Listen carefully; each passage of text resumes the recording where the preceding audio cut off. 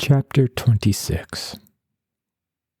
After the elections, Jurgis stayed on in Packingtown and kept his job. The agitation to break up the police protection of criminals was continuing, and it seemed to him best to lay low for the present. He had nearly $300 in the bank and might have considered himself entitled to a vacation. But he had an easy job, and force of habit kept him at it. Besides, Mike Scully, whom he consulted, advised him that something might turn up before long. Jurgis got himself a place in a boarding house with some congenial friends. He had already inquired of Annele and learned that Elzbieta and her family had gone downtown, and so he gave no further thought to them. He went with a new set now, young unmarried fellows who were sporty. Jurgis had long ago cast off his fertilizer clothing, and since going into politics, he had donned a linen collar and a greasy red necktie. He had some reason for thinking of his dress, for he was making about $11 a week, and 2/3 of it he might spend upon his pleasures without ever touching his savings. Sometimes he would ride downtown with a party of friends to the cheap theaters and the music halls and other haunts with which they were familiar. Many of the saloons in Packingtown had pool tables, and some of them bowling alleys, by means of which he could spend his evenings in petty gambling. Also, there were cards and dice. One time, Jurgis got into a game on a Saturday night and won prodigiously. Because he was a man of spirit, he stayed in with the rest, and the game continued until late Sunday afternoon, and by that time he was out over $20. On Saturday nights also, a number of balls were generally given in Packingtown. Each man would bring his girl with him, paying $50 for a ticket and several dollars additional for drinks in the course of the festivities, which continued until 3 or 4 o'clock in the morning, unless broken up by fighting. During all this time, the same man and woman would dance together, half stupefied with sensuality and drink. Before long, Jurgis discovered what Scully had meant by something turning up. In May, the agreement between the Packers and the unions expired, and a new agreement had to be signed. Negotiations were going on, and the yards were full of talk of a strike. The old scale had dealt with the wages of the skilled men only, and of the members of the meat workers' union, about 2/3 were unskilled men.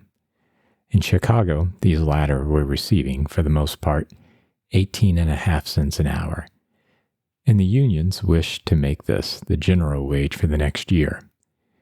It was not nearly so large a wage as it seemed.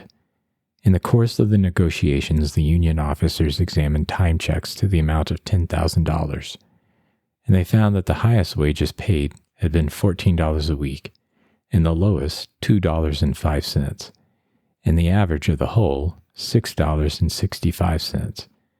And $6.65 was hardly too much for a man to keep a family on, considering the fact that the price of dressed meat had increased nearly 50% in the last 5 years, while the price of beef on the hoof had decreased as much. It would have seemed that the Packers ought to be able to pay it, but the Packers were unwilling to pay it. They rejected the union demand, and to show what their purpose was, a week or two after the agreement expired, they put down the wages of about 1,000 men to 16.5 cents. And it was said that Old Man Jones had vowed he would put them to 15 before he got through. There were 1.5 million men in the country looking for work, 100,000 of them right in Chicago, and were the Packers to let the union stewards march into their places and bind them to a contract that would lose them several $1,000s a day for a year? Not much. All this was in June, and before long the question was submitted to a referendum in the unions, and the decision was for a strike. It was the same in all the packing house cities, and suddenly the newspapers and public woke up to face the gruesome spectacle of a meat famine. All sorts of pleas for a reconsideration were made, but the Packers were obdurate, and all the while they were reducing wages and heading off shipments of cattle and rushing in wagon loads of mattresses and cots. So the men boiled over, and one night telegrams were sent out from the union headquarters to all the big packing centers, to St. Paul, South Omaha, Sioux City, St. Joseph, Kansas City, East St. Louis, and New York, and the next day at noon, between 50 and 60,000 men drew off their working clothes and marched out of the factories, and the great beef strike was on. Jorgis went to his dinner, and afterward he walked over to see Mike Scully, who lived in a fine house upon a street which had been decently paved and lighted for his especial benefit. Scully had gone into semi-retirement and looked nervous and worried. "What do you want?" he demanded when he saw Jorgis. "I came to see if maybe you could get me a place during the strike," the other replied. And Scully knit his brows and eyed him narrowly. In that morning's papers, Jorgis had read a fierce denunciation of the packers by Scully, who declared that if they did not treat their people better, the city authorities would end the matter by tearing down their plants. Now, therefore, Jorgis was not a little taken aback when the other demanded suddenly, "See here, Rutgers, why don't you stick by your job?" Jorgis started. "Work as a scab?" he cried. "Why not?" demanded Scully. "What's that to you?" But, stammered Jorgis.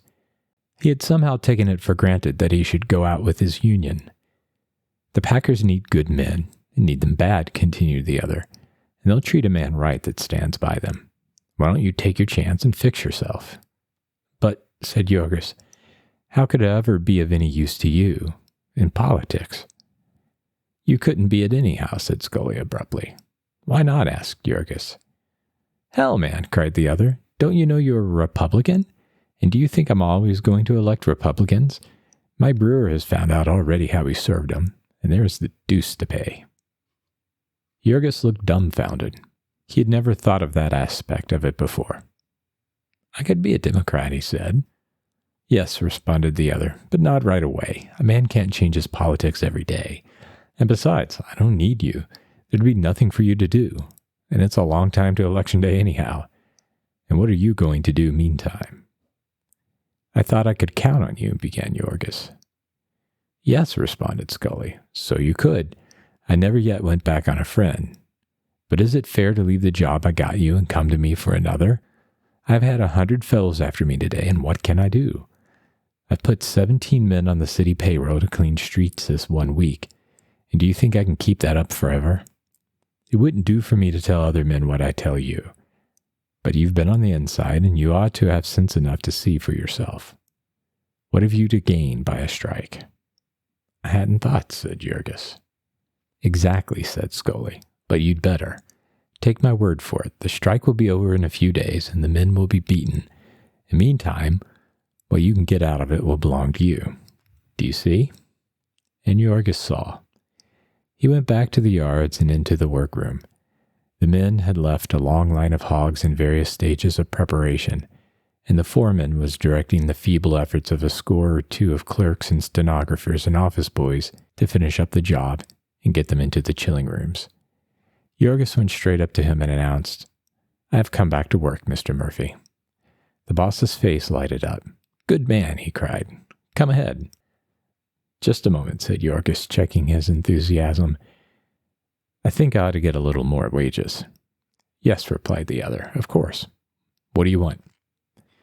Jorgis had debated on the way. His nerve almost failed him now, but he clenched his hands. "I think I ought to have $3 a day," he said. "All right," said the other promptly, and before the day was out, our friend discovered that the clerks and stenographers and office boys were getting $5 a day. Then he could have kicked himself. So Jorgis became one of the new American heroes, a man whose virtues merited comparison with those of the martyrs of Lexington and Valley Forge. The resemblance was not complete, of course, for Jorgis was generously paid and comfortably clad, and was provided with a spring cot and a mattress and 3 substantial meals a day. Also, he was perfectly at ease and safe from all peril of life and limb, save only in the case that a desire for beer should lead him to venture outside of the stockyards gates. And even in the exercise of this privilege, he was not left unprotected. A good part of the inadequate police force of Chicago was suddenly diverted from its work of hunting criminals and rushed out to serve him.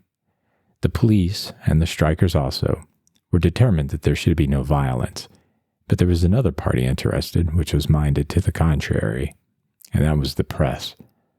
On the first day of his life as a strike breaker, Jorgis quit work early and in a spirit of bravado, he challenged 3 of his acquaintances to go outside and get a drink. They accepted and went through the big Halsted Street gate, where several policemen were watching, and also some Union pickets, scanning sharply those who passed in and out. Jorgis and his companions went south on Halsted Street, past the hotel, and then suddenly 6 men started across the street toward them and proceeded to argue with them concerning the error of their ways. As the arguments were not taken in the proper spirit, they went on to threats, and suddenly one of them jerked off the hat of one of the 4 and flung it over the fence. The man started after it, and then, as a cry of "scab" was raised and a dozen people came running out of saloons and doorways, a second man's heart failed him, and he followed. Jorgis and the 4th stayed long enough to give themselves the satisfaction of a quick exchange of blows, and then they too took to their heels and fled back to the hotel and into the yards again. Meantime, of course, policemen were coming on a run, and as a crowd gathered, other police got excited and sent in a riot call. Jorgis knew nothing of this, but went back to Packers Avenue, and in front of the Central Time Station, he saw one of his companions, breathless and wild with excitement, narrating to an ever-growing throng how the 4 had been attacked and surrounded by a howling mob, and had been nearly torn to pieces. While he stood listening, smiling cynically, several dapper young men stood by with notebooks in their hands. And it was not more than 2 hours later that Jorgis saw newsboys running about with armfuls of newspapers, printed in red and black letters 6 inches high. "Violence in the yards. Strikebreakers surrounded by frenzied mob." If he had been able to buy all the newspapers of the United States the next morning, he might have discovered that his beer hunting exploit was being perused by some 20 million of people, and had served as a text for editorials in half of the staid and solemn businessmen's newspapers in the land. Jorgis was to see more of this as time passed. For the present, his work being over, he was free to ride into the city by a railroad direct from the yards, or else to spend the night in a room where cots had been laid in rows. He chose the latter, but to his regret, for all night long gangs of strikebreakers kept arriving, as very few of the better class of working men could be got for such work. These specimens of the new American hero contained an assortment of the criminals and thugs of the city, besides Negroes and the lowest foreigners, Greeks, Romanians, Sicilians, and Slovaks. They had been attracted more by the prospect of disorder than by the big wages, and they made the night hideous with singing and carousing, and only went to sleep when the time came for them to get up to work. In the morning, before Jorgis had finished his breakfast, Pat Murphy ordered him to one of the superintendents, who questioned him as to his experience in the work of the killing room. His heart began to thump with excitement, for he divined instantly that his hour had come, that he was to be a boss. Some of the foremen were union members, and many who were not had gone out with the men. It was in the killing department that the Packers had been left most in the lurch, and precisely here that they could least afford it. The smoking and canning and salting of meat might wait, and all the byproducts might be wasted, but fresh meats must be had, or the restaurants and hotels and brownstone houses would feel the pinch, and then public opinion would take a startling turn. An opportunity such as this would not come twice to a man, and Jorgis seized it. Yes, he knew the work, the whole of it, and he could teach it to others. But if he took the job and gave satisfaction, he would expect to keep it. They would not turn him off at the end of the strike. To which the superintendent replied that he might safely trust Durham's for that. They proposed to teach these unions a lesson, and most of all, those foremen who had gone back on them. Jorgis would receive $5 a day during the strike, and $25 a week after it was settled. So our friend got a pair of slaughter-pin boots and jeans, and flung himself at his task. It was a weird sight there in the killing beds, a throng of stupid black Negroes and foreigners who could not understand a word that was said to them, mixed with pale-faced, hollow-chested bookkeepers and clerks, half fainting for the tropical heat and the sickening stench of fresh blood, and all struggling to dress a dozen or 2 cattle in the same place where, 24 hours ago, the old killing gang had been speeding, with their marvelous precision, turning out 400 carcasses every hour. The Negroes and the toughs from the levee did not want to work, and every few minutes some of them would feel obliged to retire and recuperate. In a couple of days, Durham and Company had electric fans up to cool off the rooms for them, and even couches for them to rest on. In meantime, they could go out and find a shady quarter and take a snooze, as there was no place for anyone in particular, and no system. It might be hours before their boss discovered them. As for the poor office employees, they did their best, moved to it by terror. 30 of them had been fired in a bunch that first morning for refusing to serve, besides a number of women clerks and typewriters who had declined to act as waitresses. It was such a force as this that Jurgis had to organize. He did his best, flying here and there, placing them in rows and showing them the tricks. He had never given an order in his life before, but he had taken enough of them to know, and he soon fell into the spirit of it, and roared and stormed like any old stager. He had not the most tractable pupils, however. "See here, boss," the big black buck would begin. "If you don't like the way I does this job, you can get somebody else to do it." Then a crowd would gather and listen, muttering threats. After the first meal, nearly all the steel knives had been missing, and now every Negro had one, ground to a fine point, hidden in his boots. There was no bringing order out of such a chaos, Jurgis soon discovered, and he fell in with the spirit of the thing. There was no reason why he should ever wear himself out with shouting. If hides and guts were slashed and rendered useless, there was no way of tracing it to any one, and if a man lay off and forgot to come back, there was nothing to be gained by seeking him, for all the rest would quit in the meantime. Everything went during the strike, and the packers paid.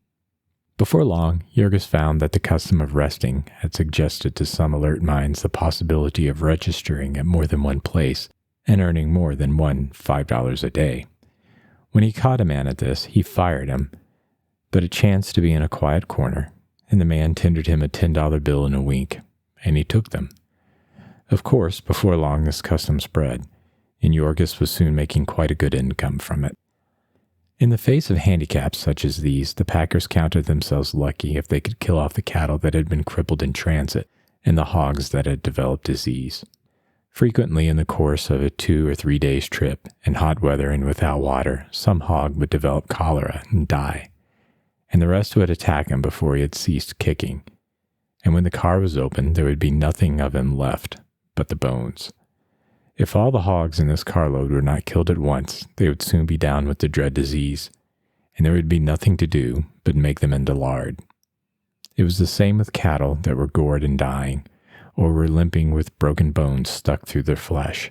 They must be killed, even if brokers and buyers and superintendents had to take off their coats and help drive and cut and skin them.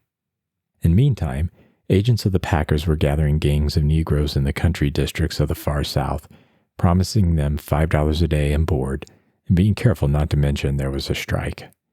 Already carloads of them were on the way, with special rates from the railroads, and all traffic ordered out of the way. Many towns and cities were taking advantage of the chance to clear out their jails and workhouses. In Detroit, the magistrates would release every man who agreed to leave town within 24 hours, and agents of the packers were in the courtrooms to ship them right. In the meantime, trainloads of supplies were coming in for their accommodation, including beer and whiskey, so that they might not be tempted to go outside. They hired 30 young girls in Cincinnati to pack fruit, and when they arrived, put them at work canning corned beef, and put cots for them to sleep in a public hallway, through which the men passed. As the gangs came in day and night, under the escort of squads of police, they stowed away in unused workrooms and storerooms, and in the car sheds, crowded so closely together that the cots touched. In some places, they would use the same room for eating and sleeping, and at night the men would put their cots upon the tables to keep away from the swarms of rats. But with all their best efforts, the packers were demoralized. 90% of the men had walked out, and they faced the task of completely remaking their labor force, and with the price of meat up 30% and the public clamoring for a settlement. They made an offer to submit the whole question at issue to arbitration, and at the end of 10 days the unions accepted it, and the strike was called off. It was agreed that all men were to be reemployed within 45 days, and that there was to be no discrimination against union men. This was an anxious time for Jorgis. If the men were taken back without discrimination, he would lose his present place. He sought out the superintendent, who smiled grimly and bade him wait and see. Durham's strikebreakers were few of them leaving.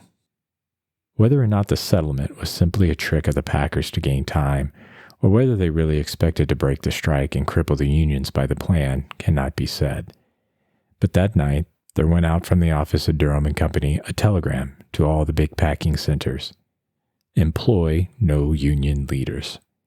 And in the morning, when the 20,000 men thronged into the yards, with their dinner pails and working clothes, Jorgis stood near the door of the hog trimming room, where he had worked before the strike, and saw a throng of eager men, with a score or two of policemen watching them, and he saw a superintendent come out and walk down the line, and pick out man after man that pleased him. And one after another came, and there were some men up near the head of the line who were never picked, they being the union stewards and delegates, and the men Jorgis had heard making speeches at the meetings. Each time, of course, there were louder murmurings and angrier looks.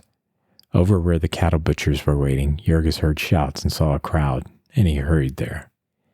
One big butcher, who was president of the Packing Trades Council, had been passed over 5 times, and the men were wild with rage.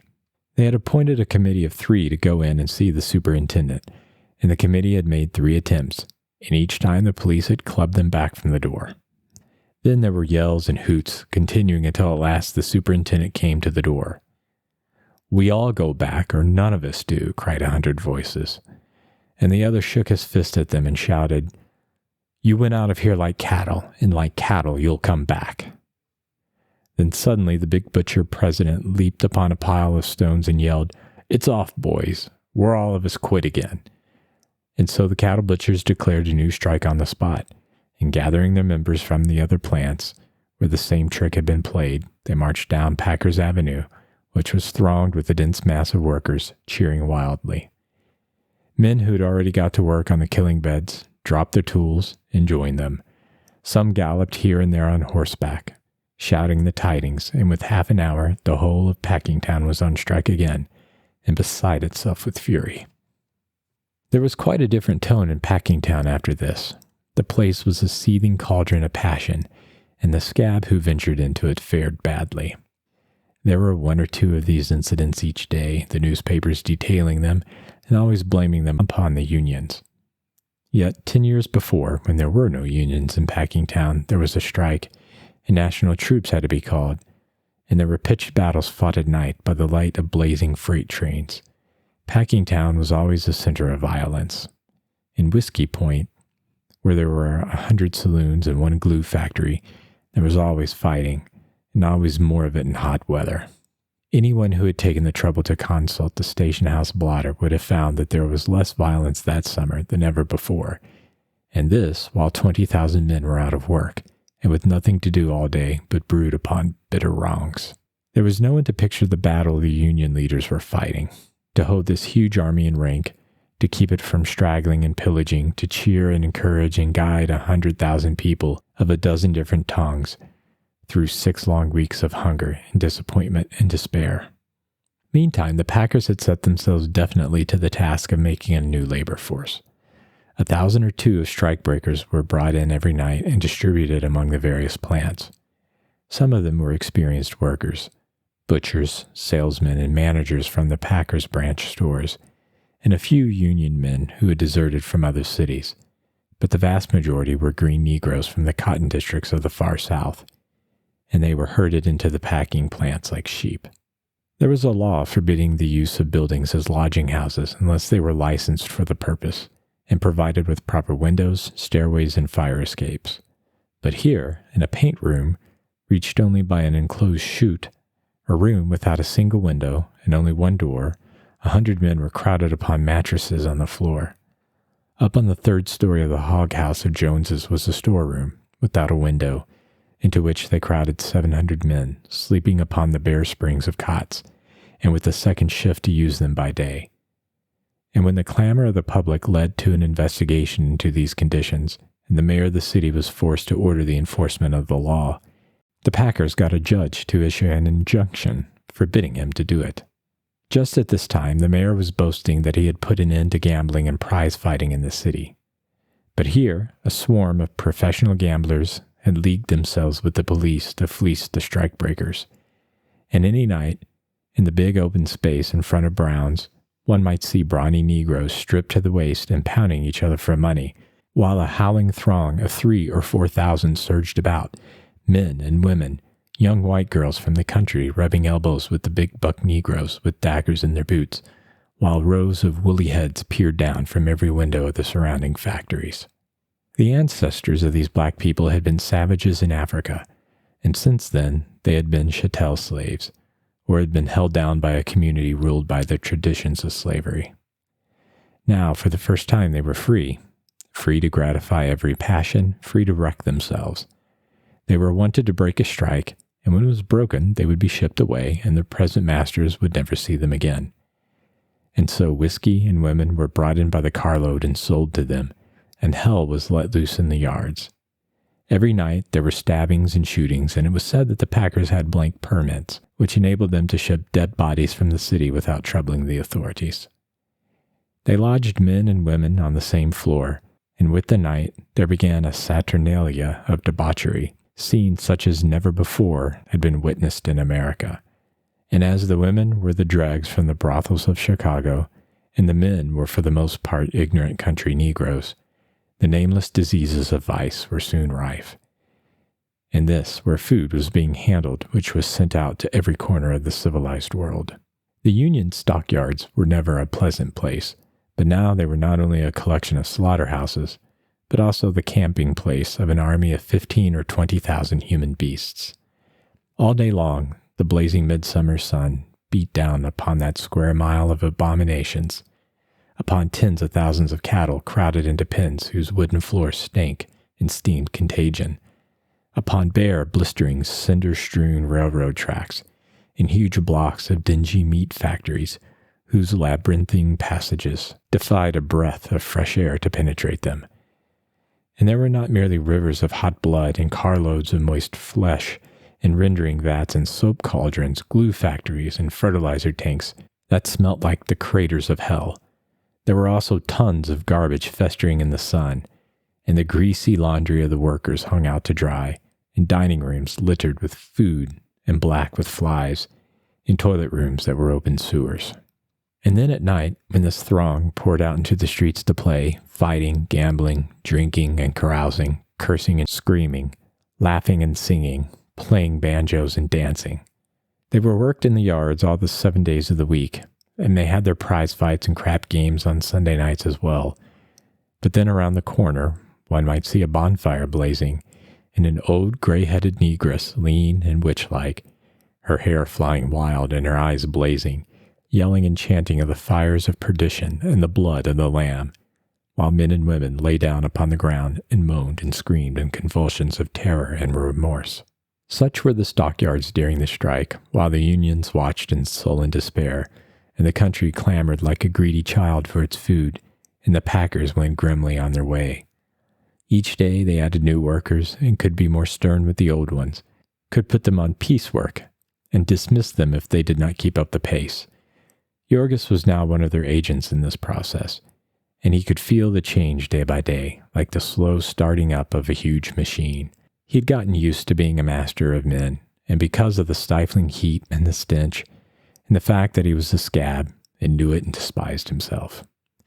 He was drinking and developing a villainous temper, and he stormed and cursed and raged at his men, and drove them until they were ready to drop with exhaustion. Then one day, late in August, a superintendent ran into the place and shouted to Jorgis and his gang to drop their work and come. They followed him outside to where, in the midst of a dense throng, they saw several two-horse trucks waiting, and 3 patrol wagon loads of police. Jorgis and his men sprang upon one of the trucks, and the driver yelled to the crowd, and they went thundering away at a gallop. Some steers had just escaped from the yards, and the strikers had got hold of them, and there would be the chance of a scrap. They went out at the Ashland Avenue gate, and over in the direction of the dump. There was a yell as soon as they were sighted, men and women rushing out of houses and saloons as they galloped by. There were 8 or 10 policemen on the truck, however, and there was no disturbance until they came to a place where the street was blocked with a dense throng. Those on the flying truck yelled a warning, and the crowd scattered pell-mell, disclosing one of the steers lying in its blood. There were a good many cattle butchers about just then, with nothing much to do and hungry children at home, and so someone had knocked out the steer.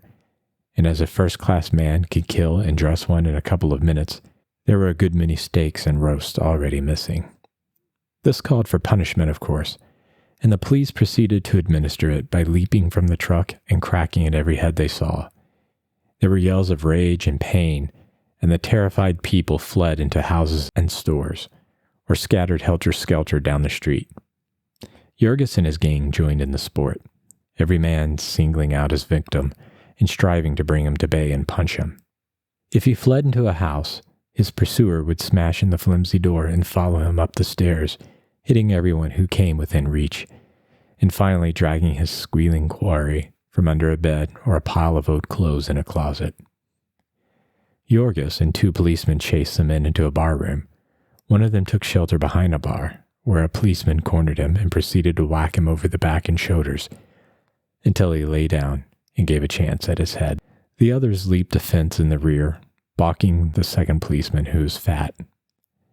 And as he came back, furious and cursing, a big Polish woman, the owner of the saloon, rushed in screaming and received a poke in the stomach that doubled her up on the floor. Meantime, Jurgis, who was of a practical temper, was helping himself at the bar, and the first policeman, who had laid out his man, joined him, handing out several more bottles and filling his pockets besides, and then, as he started to leave, cleaning off all the balance with a sweep of his club. The din of the glass crashing to the floor brought the fat Polish woman to her feet again, but another policeman came up behind her and put his knee into her back and his hands over her eyes, and then called to his companion, who went back and broke open the cash drawer and filled his pockets with the contents. Then the 3 went outside, and the man who was holding the woman gave her a shove and dashed out himself. The gang having already got the carcass onto the truck, the party set out at a trot, followed by screams and curses and a shower of bricks and stones from unseen enemies. These bricks and stones would figure in the accounts of the riot, which would be sent out to a few thousand newspapers within an hour or 2, but the episode of the cash drawer would never be mentioned again, save only in the heartbreaking legends of Packingtown. It was late in the afternoon when they got back, and they dressed out the remainder of the steer and a couple of others that had been killed, and then knocked off for the day. Jurgis went downtown to supper with 3 friends who had been on the other trucks, and they exchanged reminiscences on the way. Afterward, they drifted into a roulette parlor, and Jurgis, who was never lucky at gambling, dropped about $15. To console himself, he had to drink a good deal, and he went back to Packingtown about 2 o'clock in the morning, very much the worse for his excursion, and, it must be confessed, entirely deserving the calamity that was in store for him. As he was going to the place where he slept, he met a painted-cheek woman in a greasy kimono, and she put her arm about his waist to steady him. They turned into a dark room they were passing, but scarcely had they taken 2 steps before suddenly a door swung open, and a man entered, carrying a lantern. "Who's there?" he called sharply, and Jurgis started to mutter some reply, but at the same instant the man raised his light, which flashed in his face so that it was possible to recognize him. Jurgis stood stricken dumb, and his heart gave a leap like a mad thing. The man was Connor. Connor, the boss of the loading gang, the man who had seduced his wife, who had sent him to prison and wrecked his home, ruined his life. He stood there staring, with the light shining full upon him. Jurgis had often thought of Connor since coming back to Packingtown, but it had been as of something far off that no longer concerned him. Now, however, when he saw him, alive and in the flesh, the same thing happened to him that had happened before. A flood of rage boiled up in him, a blind frenzy seized him, and he flung himself at the man and smote him between the eyes, and then, as he fell, seized him by the throat and began to pound his head upon the stones. The woman began screaming, and people came rushing in. The lantern had been upset and extinguished, and it was so dark they could not see a thing. But they could hear Jurgis panting and hear the thumping of his victim's skull, and they rushed there and tried to pull him off. Precisely as before, Jurgis came away with a piece of his enemy's flesh between his teeth. And, as before, he went on fighting with those who had interfered with him, till a policeman had come and beaten him into insensibility. And so Jurgis spent the balance of the night in the stockyard station house. This time, however, he had money in his pocket, and when he came to his senses, he could get something to drink, and also a messenger to take word of his plight to Bush Harper. Harper did not appear, however, until after the prisoner, feeling very weak and ill, had been haled into court and remanded at $500 bail to await the result of his victim's injuries. Jurgis was wild about this because a different magistrate had chanced to be on the bench, and he had stated that he had never been arrested before, and also that he had been attacked first, and if only someone had been there to speak a good word for him, he could have been let off at once. But Harper explained that he had been downtown and had not got the message. "What's happened to you?" he asked. "I've been doing a fellow up," said Jurgis, "and I've got to get $500 bail." "I can arrange that all right," said the other, "though it may cost you a few dollars, of course." "But what was the trouble?" "It was a man that did me a mean trick once," answered Jurgis. "Who is he?" "He's a foreman in Browns, or used to be. His name's Connor." And the other gave a start. "Connor," he cried. "Not Phil Connor." "Yes," said Jurgis, "that's the fellow. Why?" "Good God," exclaimed the other. "Then you're in for it, old man. I can't help you." "Not help me? Why not?" "Why, he's one of Scully's biggest men. He's a member of the War Whoop League, and they talked to sending him to the legislature. Phil Connor. Great heavens." Jurgis sat dumb with dismay. "Why, he can send you to Joliet if he wants to," declared the other. "Can't I have Scully get me off before he finds out about it?" he asked Jurgis at length. "But Scully's out of town," the other answered. "I don't even know where he is. He's run away to dodge the strike." That was a pretty mess indeed. Poor Jurgis sat half-dazed. His pool had run up against the bigger pool, and he was down and out. "But what am I going to do?" he asked weakly. "How should I know?" said the other. "I shouldn't even dare to get bail for you. Why, I might ruin myself for life."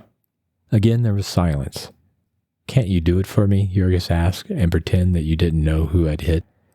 "But what good would that do you when you came to stand trial?" asked Harper. Then he sat buried in thought for a minute or two. "There's nothing, unless it's this," he said. "I could have your bail reduced, and then if you had the money, you could pay it and skip." "How much will it be?" Jurgis asked, after he had had this explained more in detail. "I don't know," said the other. "How much do you own?" "I've got about $300, was the answer. "Well," was Harper's reply, "I'm not sure, but I'll try and get you off for that. I'll take the risk for friendship's sake, for I'd hate to see you sent to state's prison for a year or two." And so, finally, Jurgis ripped out his bank book, which was sewed up in his trousers, and signed an order, which Bush Harper wrote, for all the money to be paid out. Then the latter went and got it, and hurried to the court, and explained to the magistrate that Jurgis was a decent fellow and a friend of Scully's who had been attacked by a strikebreaker. So the bail was reduced to $300, and Harper went on it himself. He did not tell this to Jurgis, however, nor did he tell him that when the time for trial came, it would be an easy matter for him to avoid the forfeiting of the bail and pocket the $300 as his reward for the risk of offending Mike Scully. All that he told Jurgis was that he was now free, and that the best thing he could do was to clear out as quickly as possible. And so Jurgis, overwhelmed with gratitude and relief, took the $1.14 that was left him out of all of his bank account and put it with the $2.25 that was left from his last night's celebration, and boarded a streetcar and got off at the other end of Chicago.